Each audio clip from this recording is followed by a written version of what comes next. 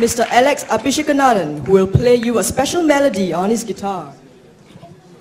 My piece has to do with history, with the history of the past century, the 20th century that has brought us into the beginning of this new 21st century.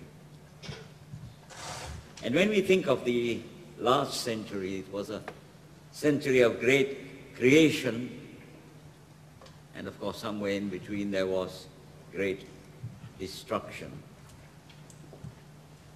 But when we think of that century, we really had some great inventions that were come about.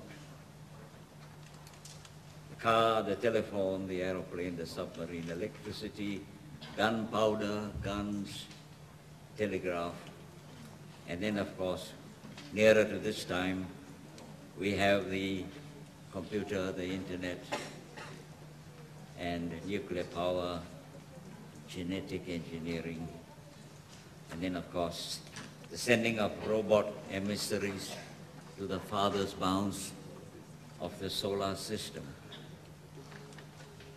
And anyway, the two really big things that happened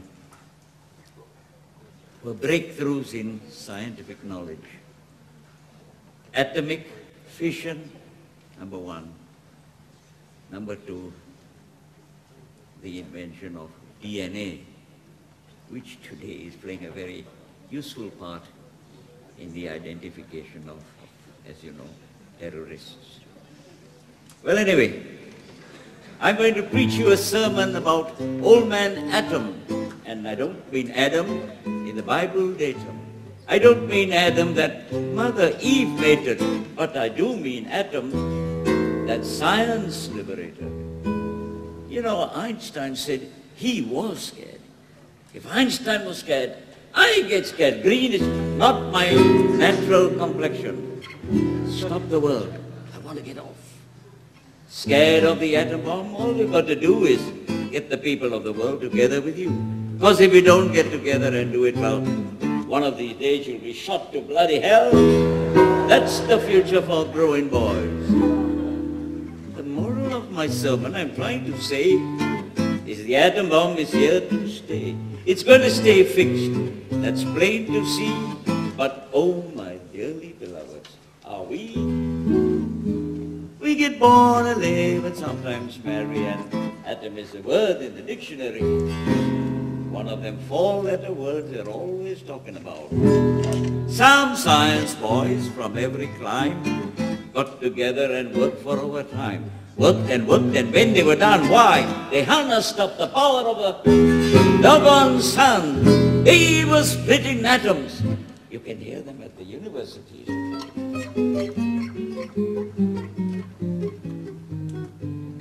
They mumble, look, we are splitting the atom.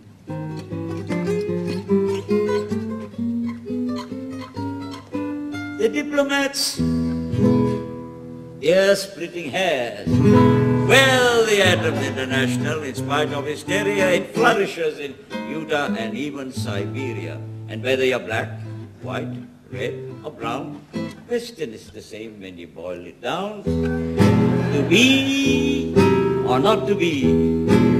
It isn't a question of military data, like who gets there first with the most of atoms. It's the people of the world must decide their fate.